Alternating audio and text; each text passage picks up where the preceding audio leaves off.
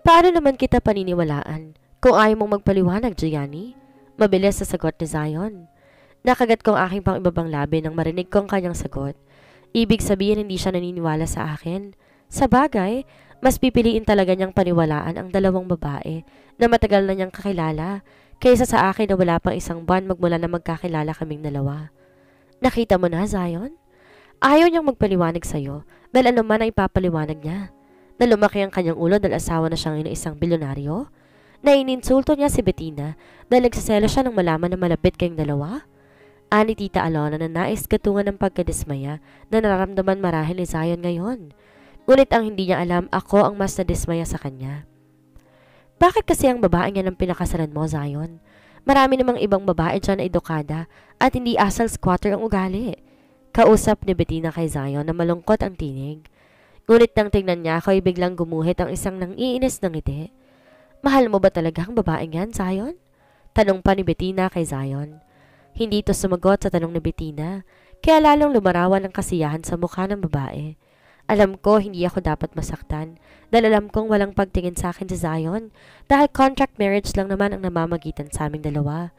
Ngunit hindi ko maipaliwanag kung bakit talagang pinipiga ang aking puso. Huminga ako ng malalim. Pilit kinalma ang aking sarili. Mukhang kahit hindi kami totoong mag-asawa ni Zion, hindi pa rin ako nababagay sa lugar na to. Wala akong kakampi dito kahit na isa kaya mas mabuti. Umalis na lamang ako. Walang paalam, bigla na lamang silang tinalikuran at diretso ko naglakad palabas ng gate. Where are you going, Gianni? Mariin ang boses sa tanong ni Zion na humabol pala sa akin. Naabutan niya ako eksaktong pagkalabas ko ng gate. Aalis na ako ng bahay mo, Zion. Hindi ko kayang makisama sa mga taong sobrang bait na halos tubuan ang pakpak ng ahel sa sobrang kabaitan. Nanunuya ang boses na sagot ko sa kanya. Muli ako naglakad ngunit mabilis niyang nahawakan ang aking braso. Hindi ka pwedeng umalis. Baka nakakalimutan mo asawa kita. Mariin ang boses na pigil niya sa bala kong pag-alis. Hindi ko yung nakakalimutan, Zion. Kaya nga ako nakipag-away sa kanila dahil asawa mo ko. Pero ikaw, nakalimutan mong asawa mo ko kaya mo ako pinagtatanggol sa kanila. Sa halip, kinampihan mo pa sila. Di napigilang sigaw ko sa kanya, kasabay ng pagtulo ng aking mga luha. Hindi ko nakakalimutan na nagpapanggap lamang tayo mag-asawa, Zion. Pero sana man lang pinakita mo sa kanila na asawa mo ko. Alam mo bang ginawa mo? Hinayaan mong tapakan nilang aking dangal. Gianni, listen to me. Hindi ako. Hindi ko na tinapos pakinggan ang kanyang sinasabi at mabilis kong binawi ang aking braso mula sa pagkakahawak niya sa akin. Pagkatapos, dali-dali akong pumara sa padaan na taxi. At bago pa ako magawang pigilan ulit ni Zion, mabilis ko nang naisara ang pintuan ng taxi at inutusan ng driver na paandarin ang sasakyan palayo sa harapan ng bahay ni Zion. Zion's POV.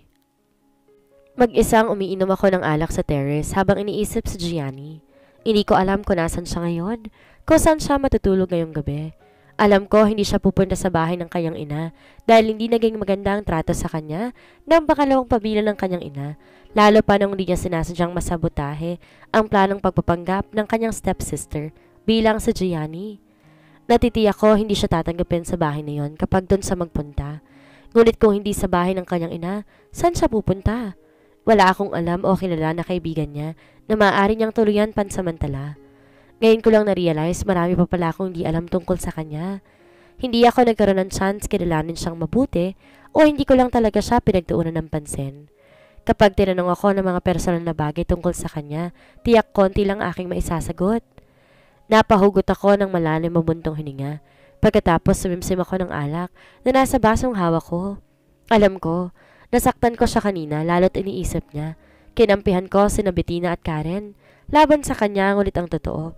Gusto ko lang marinig ang kanyang paliwanag para alam ko kung ano ang sasabihin ko sa dalawang babae. Nag-aalala din ako dahil may mga kalmot niya sa mukha at mga braso. Baka maimpeksyon ang maliliit niyang sugat na yon kapag hindi niya nilagyan ng alkohol. Ngunit sa nakita kong galit niya kanina, baka hindi niya na maisipan pang gamutin ang mga sugat niya. Eksaktong nilago kong huling alak na nasa baso ko nang biglang lumapit sa akin si Bettina na nakasuot ng manipis na 90s. Sa nipis ng kanyang suot, halos wala nang itinago sa aking mga mata ang kanyang katawan. Bakit mag-isa ka lang umiinom, Zion? Sana tinawag mo kami para naman may kasama kang uminom. Malambing ang boses sa tanong niya sa akin na sinamahan pa na mapang-akit ng ngiti. Kailan ka pa dumating dito sa bansa? Tanong ko sa kanya sa halip sagutin ang kanyang mapang-akit na tanong. Kaninang umaga lang, tapos dumiretso na agad ako rito sa bahay dahil namimiss kong anak ko at gusto ko siyang makita. Ngunit hindi ko inaasahan na gano'n ang mangyayari sa akin pagdating ko rito. Nakasimangot at dugtong niya na ang tinutukoy ay ang nangyaring awayan sa pagitan nito at ni Gianni. Namimiss mong anak mo? Kaya pala inuna mo pang makipag-away sa aking asawa kaysa kausapin at yakapin ang anak mo. Di ko napigilang langkapan ng paranoia ang aking boses. Anak ni Bettina at nang namatay kong nakatatandang kapatid si Pao. Ngunit sa akin na lumaki si Pao dahil base sa kanyang trabaho bilang modelo si Bettina. Hindi ko naman kasalanan ang nangyari kung ba't kami nag-away ng asawa mo. Kung hindi niya sana ko ininsulto, hindi kami magkakagulo kanina. Maayos ang pakikipag-usap ko sa kanya pagkatapos ganun ang gagawin niya sa akin dahil lang asawa mo siya? Hindi ako papayag na tratuhin niya ako ng ganun. Nakasimangot na sagot sa akin ni Bettina. Pagkatapos lumapit sa akin na halos idikit niya na ang kanyang dibdib sa aking balikat. Hindi ganyan ang asawa ko, Bettina. Hindi siya basta-basta makaaway o mananakit ng tao kung hindi siya inunahan. Pagtatanggol ko kay Gianni. Base sa nakikita kong ugali ni Gianni nung una kami magkita, masasabi kong mababa ang kanyang pasensya, kaya hindi ako naniniwala na siya ang nanonood sa at nanakit. Parang di mo naman ako kilala, Zion. Tsaka pinagtatanggol mo pa ang ugaling squatter na babaeng yon at mukhang siya pang pinaniwalaan mo kaysa sa akin?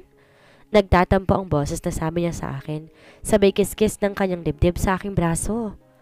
Magmula nang mamatay ang kapatid ko, napansin ko na ang kakaibang tingin sa akin ni Bettina. Kapag may pagkakataon, inaakit niya ako.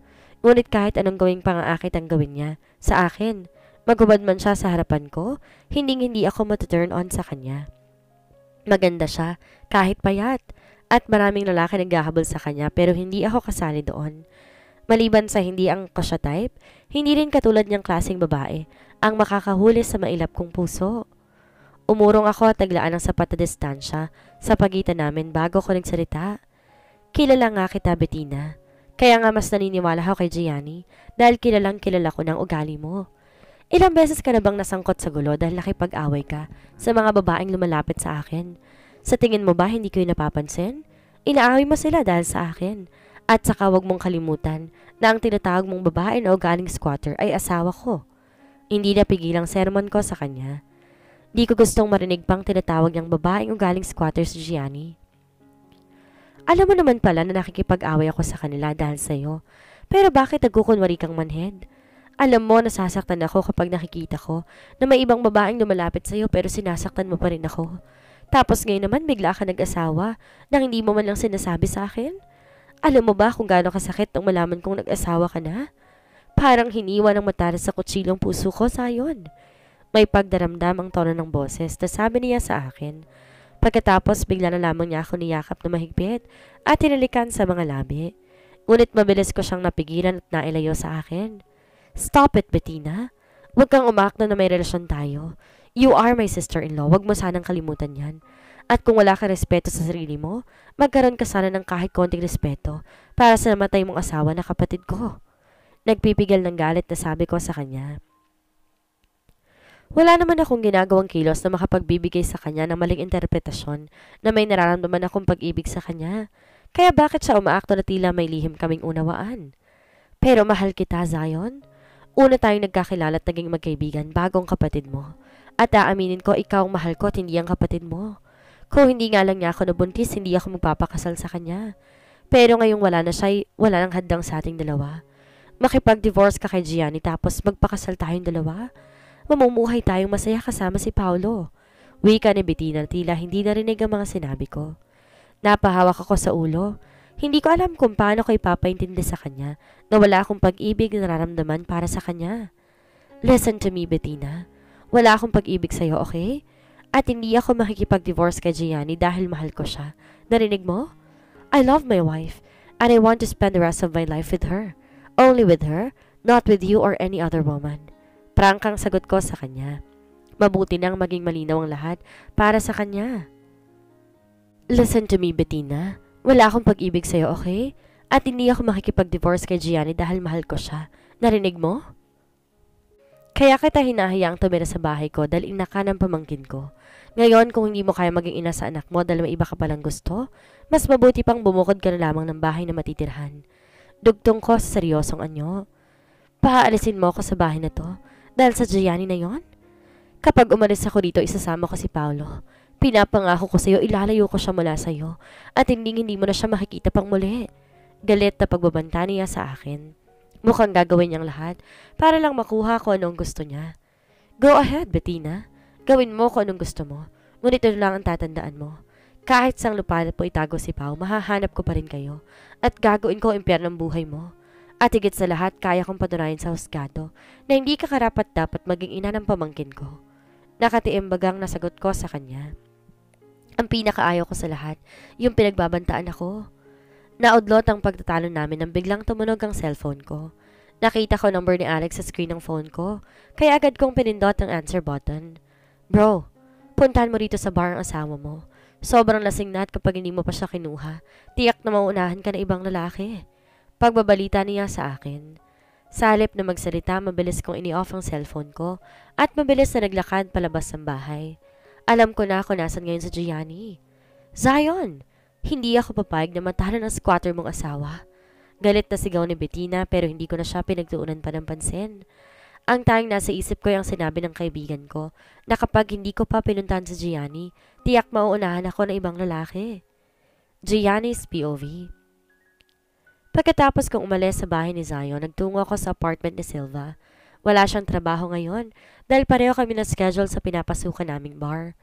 Nagtaka si Silva kung bakit ko pinuntahan at namumugto pa ang aking mga mata.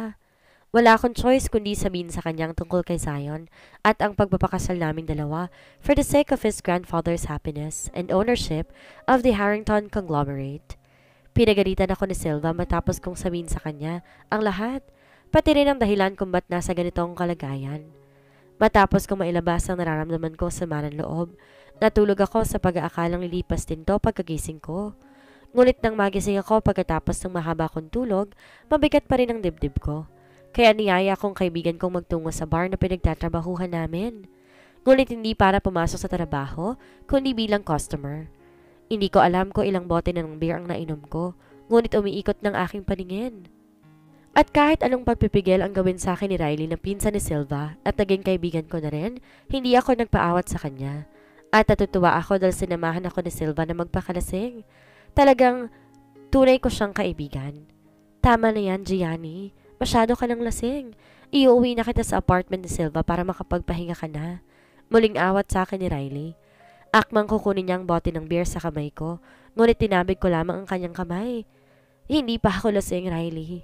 Nakikilala pa nga kita kaya hindi pa ako lasing. Nakangiting sabi ko sa kanya. Ngiting lasing. Ngiting tila wala sa sarili. Tama si Gianni. Huwag mo nga siyang pakialaman.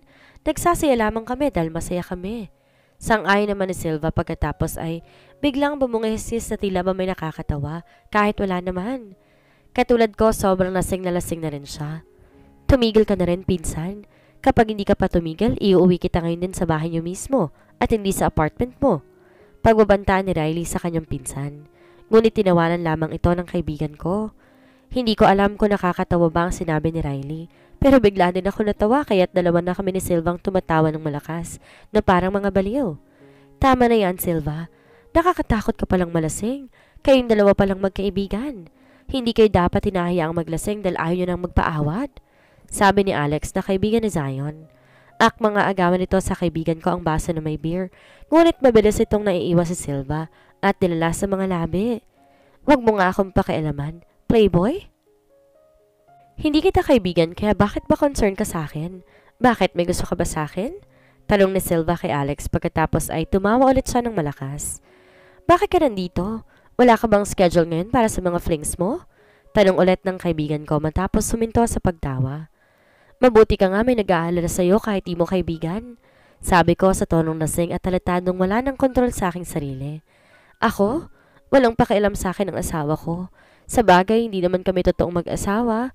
Hindi ko alam kung bakit biglang bumigat ang aking pakiramdam. Magandang pakiramdam ko kanina, pero bakit bigla namang bumigat ngayon? Ano bang gagawin namin sa iyong dalawa? Ayaw ninyong magpaawat.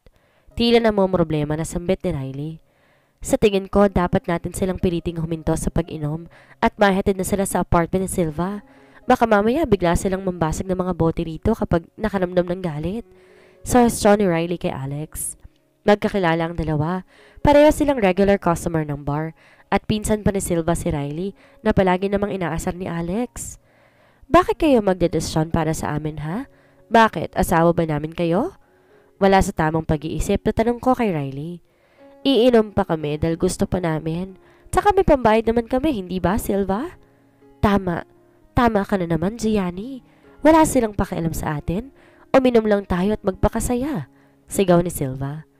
Tumayo pa ito sa kinaupuan. Tinaas sa ere ang hawak na baso. Cheers tayo, Gianni! Nakangiting tumayo rin ako sa kinaupuan ko at sinulubong ng sa ere ang boteng hawak ko ng kanyang baso. Cheers tayo! Akmang iinumin ko ng beer sa bote nang bigla na lamang may umagaw sa boteng hawak ko magmula sa aking likuran. Let's go, Gianni. Iuwi na kita sa bahay. Maraing sabi sa akin ng isang lalaki habang nakahawak sa aking braso. Kahit lasing ako at hindi ko na masyadong maidilat ang aking mga mata, alam ko pa rin kung sinong may-ari ng boses na yon, ang aking peking asawa. Bitiwan mo ako. Sino ka ba? Hindi kita kilala. Singahal ko kay Zion.